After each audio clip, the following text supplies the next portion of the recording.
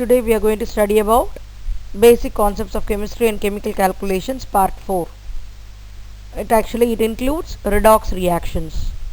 Redox reactions பத்தி தான் இப்போ படிக்க போறோம்.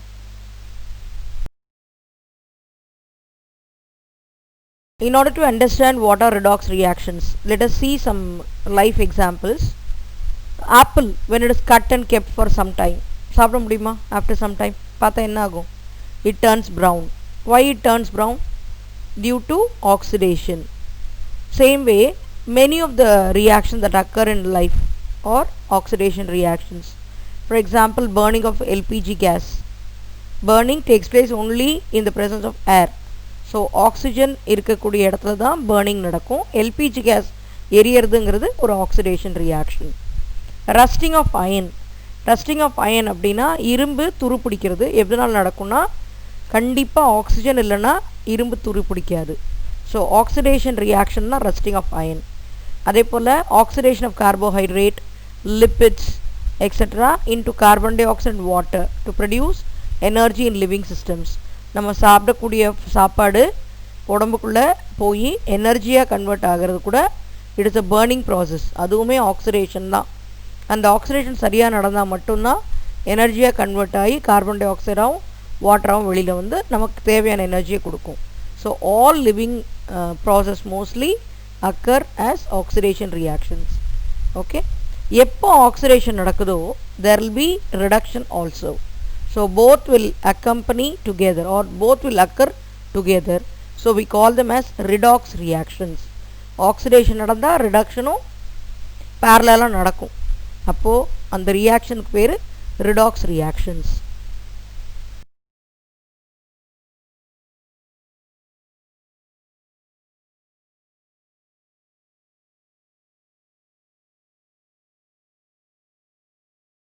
What is oxidation and what is reduction? What is the basic difference between a oxidation reaction and a reduction reaction? Oxidation means addition of oxygen. Reduction means a removal of oxygen.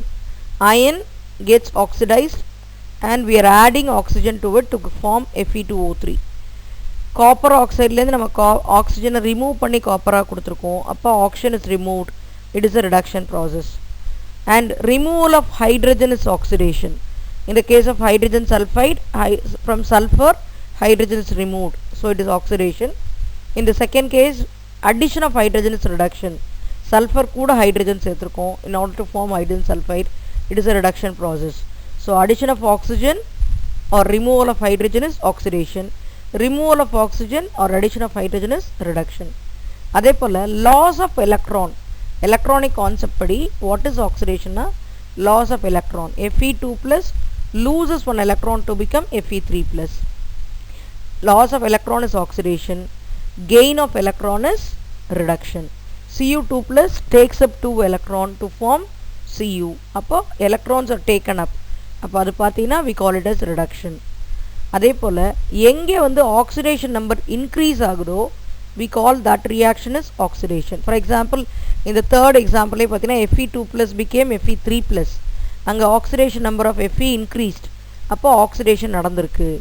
In the third example of reduction, Cu2 plus has changed to Cu. Appo enna artham Cu2 plus la irundhu Cu 0 ah mari irukku. Anga reduction nadandirukku. Ena oxidation number kuranjirukku. A reaction in which oxidation number increases is called oxidation. A reaction in which oxidation number decreases is called reduction.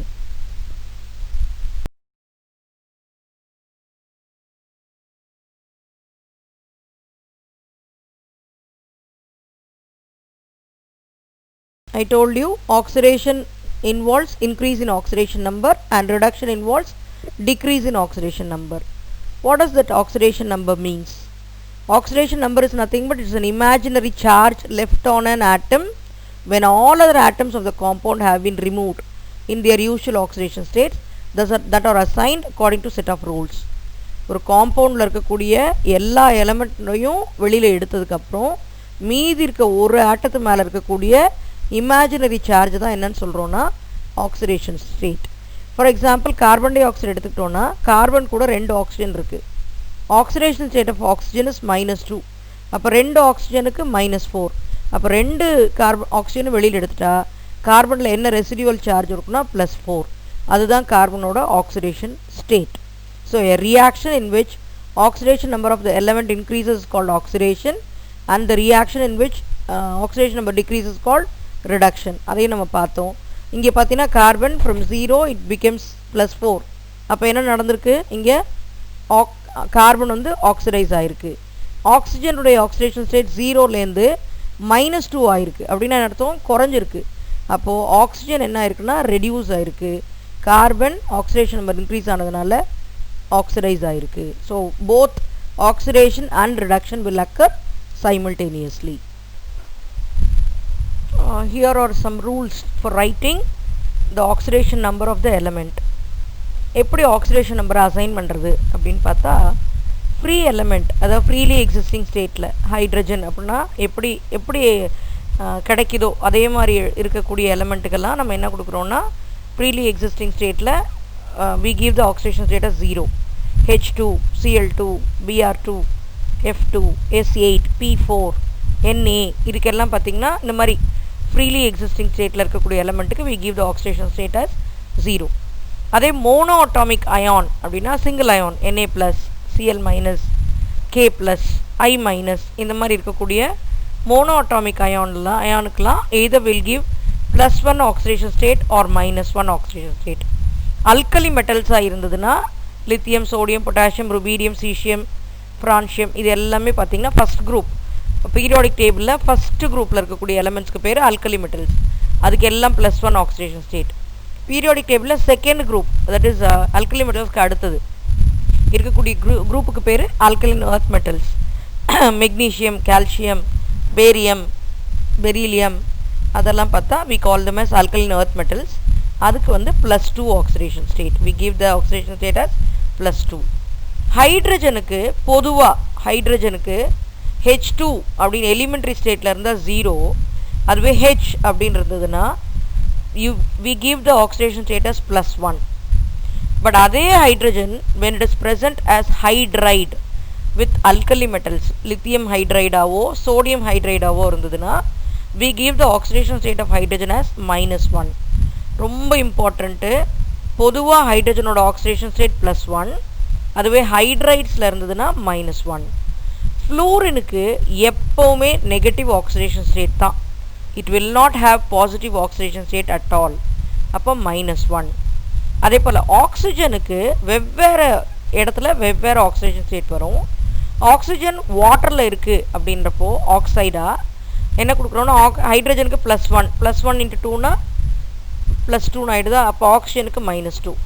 அதுவே பெராக்சைடில் H2O2 மாதிரி peroxide, barium peroxide அங்கெல்லாம் பார்த்திங்கன்னா -1. Super oxide KO2, NaO2 அந்த மாதிரி super ஆக்சைடாக இருந்ததுன்னா we give the oxidation state half. அதே போல் oxygen டைஃப்ளூரைடாக இருந்ததுன்னா இங்கே ஆக்சிஜனுக்கு +2 அதுதான் ஆக்சிஜன் ஸ்டேட். ஸோ ஆக்சிஜனுக்கு 4 டிஃப்ரெண்ட் ஆக்சிஜன் ஸ்டேட் வரும். -2, -1, half, +2. அண்ட் ரொம்ப கேர்ஃபுல்லாக படிச்சுக்கோங்க. இப்போ ஒரு காம்பவுண்டாக எடுத்துக்கிட்டால் அதனுடைய ஆக்சிடேஷன் ஸ்டேட் எப்படி கண்டுபிடிப்போம் அப்படின்னு பார்த்தீங்கன்னா, the algebraic sum of the oxidation state of all the elements in the molecule is equal to 0. அப்படின்னா என்ன? இப்போ ஒரு அயானுக்கு நமக்கு தெரியாது. ஃபார் எக்ஸாம்பிள் சல்ஃபியூரிக் ஆசிடில் இப்போ நமக்கு ஹைட்ரஜனுக்கு தெரியும், ஆக்சிஜனுக்கு இப்போ தான் அந்த டேபிளில் பார்த்தோம். பட் சல்ஃபர்னுடைய ஆக்சிடேஷன் ஸ்டேட் தெரியாது. இப்போ எப்படி கண்டுபிடிக்கிறது? ஓவராலாக அந்த மாலிக்யூலினுடைய ஆக்சிடேஷன் ஸ்டேட் 0ன்னு எடுத்துக்கணும். H2SO4னுடைய டோட்டல் சார்ஜ் வந்து 0. எத்தனை ஹைட்ரஜன் இருக்குது? there are 2 hydrogen atoms. So 2 into oxidation number of hydrogen plus we do not know for sulfur, so we'll take it as X into oxidation state of sulfur plus how many oxygen atoms are there? 4. So 4 into oxidation number of oxygen will be equal to 0. இதை வச்சு என்ன பண்ணிக்கலாம்னா நம்மளால் sulphur கூடிய oxidation number வேணாலும் கண்டுபிடிக்கலாம், எந்த element வேணாலும் கண்டுபிடிக்கலாம். அதே போல் இப்போது ரேடிக்கலாக இருக்குது, தட் இஸ் SO4 2- இப்படி இருக்குது அப்படின்னா என்ன அர்த்தம்னா அந்த மேலே கொடுத்துருக்க 2- தான் charge of the whole radical. அப்போது ஆக்சிடேஷன் நம்பர் ஆஃப் சல்ஃபரையும் 4 ஆக்சிஜனுடைய ஆக்சிடேஷன் நம்பரையும் ஆட் பண்ணால் நமக்கு என்ன வரும் அப்படின்னா -4. So the algebraic sum of oxidation state of all atoms in a molecule is equal to 0.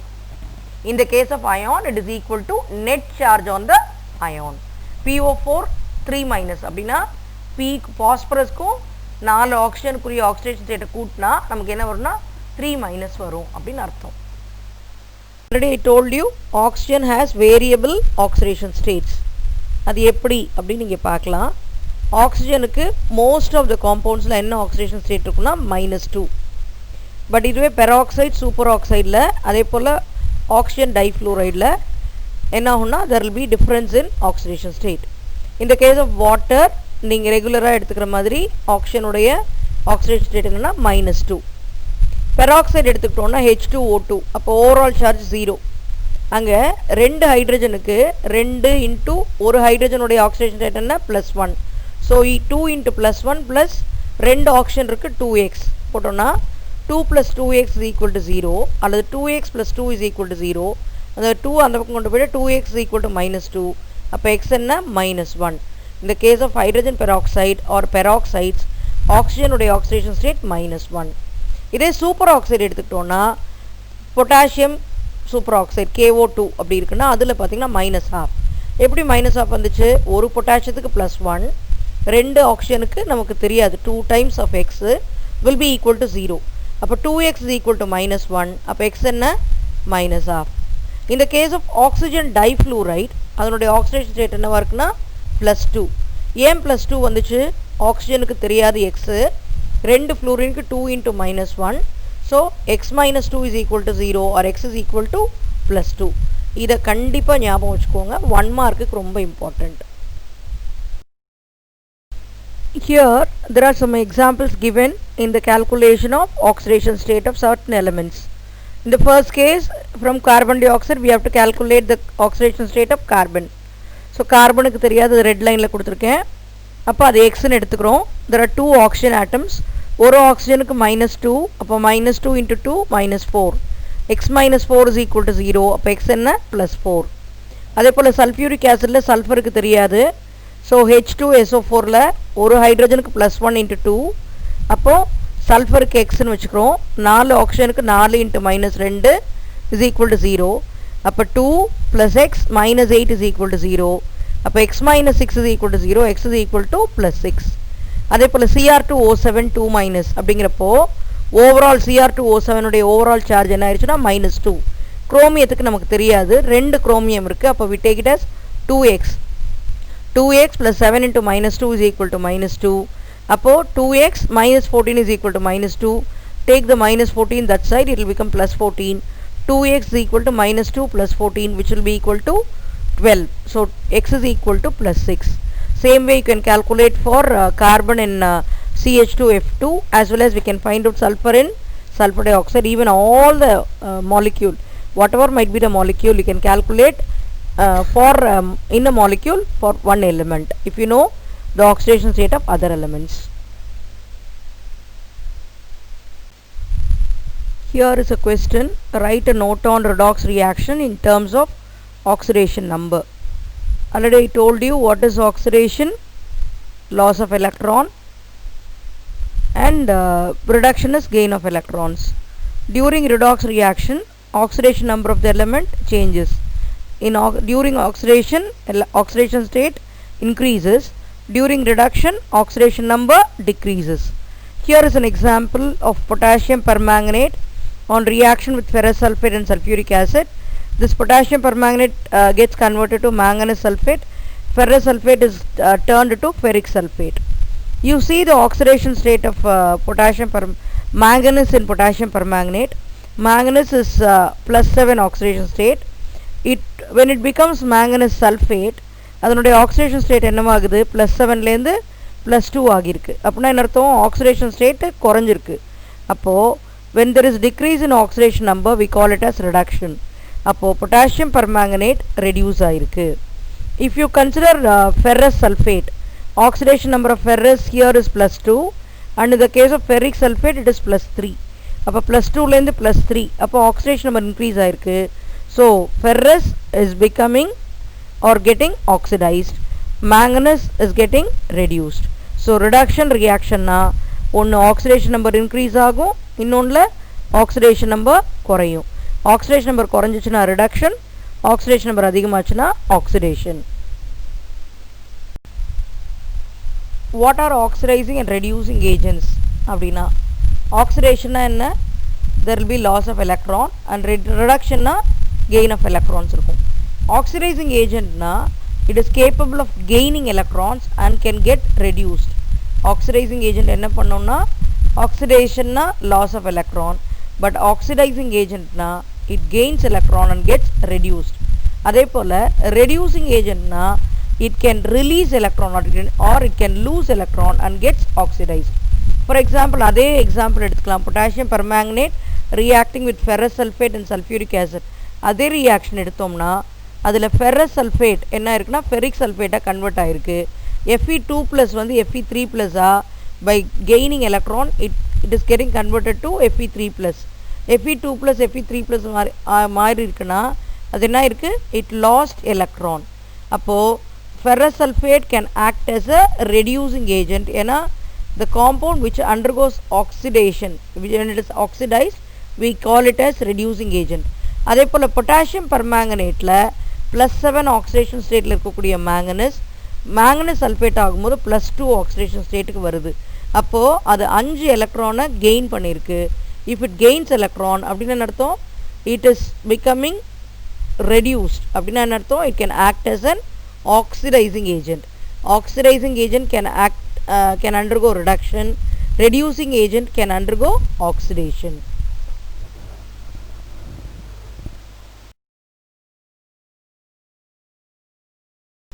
இவ்வளோ நேரம் நம்ம ஆக்சிடேஷனா என்னன்னு பார்த்தோம், ரிடக்ஷனா என்னன்னு பார்த்தோம், ஆக்சிடைசிங் ஏஜென்ட்னா என்னன்னு பார்த்தோம், ரெடியூசிங் ஏஜென்ட்னா என்னன்னு பார்த்தோம். இப்போது types of redox reactions. there are so many types of redox reaction. The first type is called combination reaction. நான் ஏற்கனவே சொல்லியிருக்கேன், ரிடக்ஷனும் ஆக்சிடேஷனும் ஒரே ரியாக்ஷனில் நடக்கும். அப்போது காம்பினேஷன் ரியாக்ஷன் அப்படிங்கிறது 2 சப்ஸ்டன்ஸ் கம்பைன் ஆகி ஒரு சிங்கிள் சப்ஸ்டன்ஸாக மாறுறதுக்கு பேர் காம்பினேஷன் ரியாக்ஷன்ஸ்.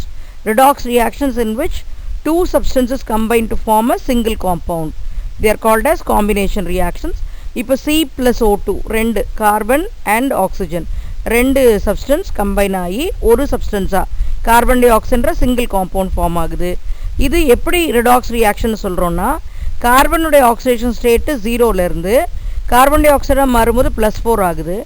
ஆக்சிஜனுடைய ஆக்சிடேஷன் ஸ்டேட் 0லேருந்து கார்பன் டை ஆக்சைடில் -2 மாறுது. இதில் பார்த்திங்கன்னா எதனுடைய ஆக்சிடேஷன் ஸ்டேட் இன்க்ரீஸ் ஆச்சு? கார்பன்து. அப்போது ஆக்சிடேஷன் ஸ்டேட் இன்க்ரீஸ் ஆச்சுன்னா கார்பன் என்ன இருக்குது? ஆக்சிடைஸ் ஆகிருக்குது. ஆக்சிஜனுடைய ஆக்சிடேஷன் ஸ்டேட்டு 0லேருந்து -2 அப்படின்னா கார்பனுடைய ஆக்சிடேஷன் ஸ்டேட் குறைஞ்சிருக்கு.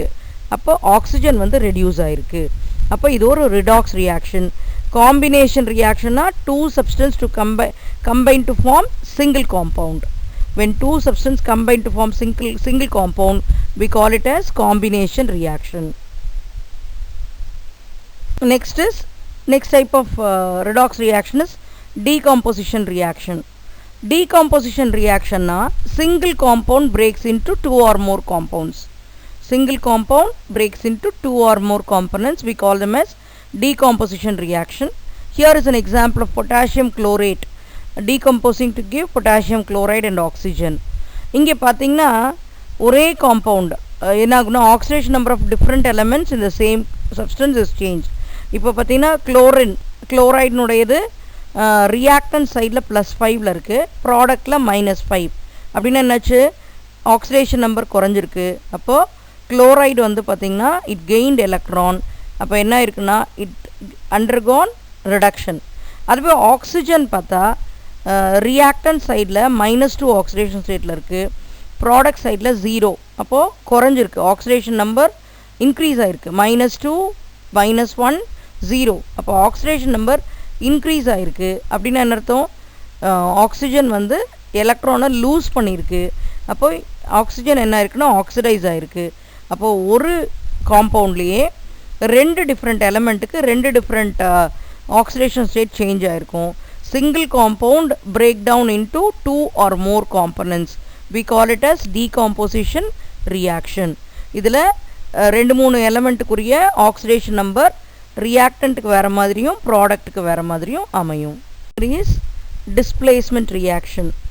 Redox reaction in which an ion or an atom in a compound is replaced by another ion or atom of another element. It is called as displacement reaction. This displacement reaction is further classified into metal displacement reaction and non-metal displacement reaction. ஒரு காம்பவுண்டில் இருக்கக்கூடிய ஒரு அயானுக்கு பதிலாக இன்னொரு ion வந்து displays பண்ணிச்சுன்னா it is called as displacement reaction.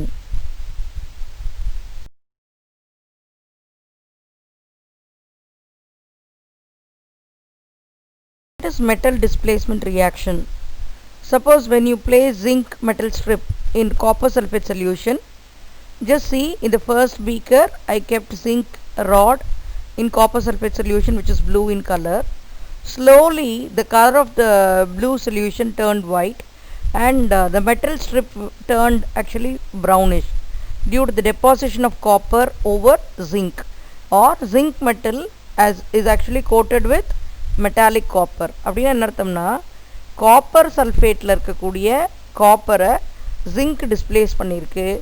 அப்போது copper போய் அந்த zinc மெட்டலில் உட்காந்துக்குச்சு. இப்போ ஒரு மெட்டல் இன்னொரு மெட்டலில் டிஸ்பிளேஸ் பண்ணுது. ஜிங்க் பார்த்தீங்கன்னா காப்பர் சல்ஃபேட் சொல்யூஷன் இருக்கக்கூடிய காப்பரை டிஸ்பிளேஸ் பண்ணி ஜிங்க் சல்ஃபேட்டாக மாறிடுச்சு. இந்த காப்பர் ஜிங்க் ராடில் வந்து காப்பராக ஒட்டிக்கிச்சு. ஓகே,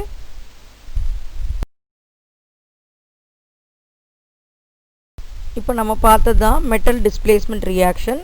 காப்பர் சல்ஃபேட் சொல்யூஷனில் ஜிங்க் போட்டோன்னா ஜிங்க் வந்து காப்பரை டிஸ்பிளேஸ் பண்ணிட்டு ஜிங்க் சல்ஃபேட்டாக போயிடும். அப்போ colour of the solution turned from blue to white. இங்கே பார்த்தீங்கன்னா copper 2+ is becoming copper where it lost, actually it gained electron and it got reduced. அப்போ காப்பர் இஸ் ரெடியூஸ். ஜிங்க் பார்த்தீங்கன்னா ஜிங்க் 2+ மாறி இருக்கு. ஆக்சிடேஷன் நம்பர் இன்க்ரீஸ் ஆனாவே ஆக்சிடைஸ் ஆகிருக்குன்னு அர்த்தம். So that's about ஒரு metal இன்னொரு மெட்டலில் displays பண்ணுறதுனால it's called metal displacement reaction. நான் metal displacement ரியாக்ஷன்னா இதே ஜிங்க் மெட்டலில் ஹைட்ரோக்ளோரிக் ஆசிட்ல போட்டோம்னா இட் லிபரேட்ஸ் ஹைட்ரஜன் கேஸ். அப்போது ஒரு நான் மெட்டலில் லிபரேட், ஒரு மெட்டல் இன்னொரு நான் மெட்டலை லிபரேட் பண்ணுறது, இட்ஸ் கால்ட் நான் மெட்டல் டிஸ்பிளேஸ்மெண்ட் ரியாக்ஷன். இதில் பார்த்தீங்கன்னா ஜிங்க் ஹைட்ரோக்ளோரிக் ஆசிட் போடும்போது ஜிங்க் குளோரைடும் ஹைட்ரஜன் கேஸும் வெளியில் வந்துடும். This is also a type of redox reaction. அடுத்தது பார்த்தா disproportionation reaction. It is also called as auto redox reaction. என்ன ஆகுனா ஒரு same compound may undergo both oxidation and reduction. அதாவது ஒரே எலமெண்ட்டு ஆக்சிடேஷன் நம்பரில் இன்க்ரீஸும் ஆகும், ஆக்சிடேஷன் நம்பரில் டிக்ரீஸும் ஆகும். அந்த மாதிரி வந்தால் we call it as disproportionation. அதுவே ரெண்டு டிஃப்ரெண்ட் எலமெண்ட் வெவ்வேறு மாதிரி ஆக்சிடைஸ் ஒரே காம்பவுண்டில் இருக்கக்கூடிய ரெண்டு எலமெண்ட் வந்து ஆக்சிடைஸ் ஆகுது, ரெடியூஸ் ஆகுதுன்னா we call it as decomposition. ஒரே எலமெண்ட்டு ஆக்சிடைஸும் ஆகுது ரெடியூஸும் ஆகுதுன்னா we call it as disproportionation. For example hydrogen பெராக்சைடில் இருக்கக்கூடிய ஆக்சிஜனுடைய ஆக்சிடேஷன் ஸ்டேட் ஆக்சுவலாக இங்கே -1. அது வந்து டீகம்போஸ் ஆகும்போது வாட்டராகவும் ஆக்சிஜனாகவும் மாறுது. வாட்டரில் அதனுடைய ஆக்சிடேஷன் ஸ்டேட் -2. அப்போ -1 -2 மாறி இருக்குது அப்படின்னா ஆக்சிடேஷன் நம்பர் குறைஞ்சிருக்கு, அப்போது ரெடியூஸ் ஆகிருக்கு. அதே oxygen which is in -1 oxidation state, it became 0 in oxygen molecule. அப்போ இங்கே பார்த்தீங்கன்னா it lost electron. ஸோ அப்போ ஆக்சிடேஷன் நம்பர் இன்க்ரீஸ் ஆனதுனால it is called oxidation. Same way chlorine, when it is reacting with potassium hydroxide, it forms potassium chloride and potassium chloride with water.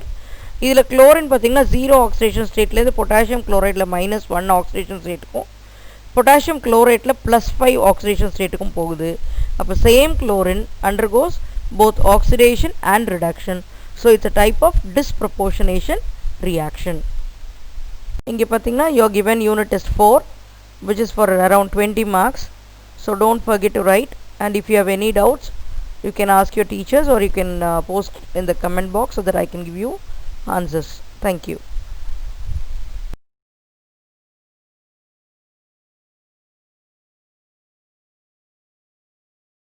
Part 5 of chemical calculations will reach you very shortly. Don't forget to write the unit test 1, 2, 3 and 4 for better understanding of the lesson. And those who did not subscribe so far, subscribe the channel as well as ring the bell, like, share, so that it may help at least one or the other student. Thank you.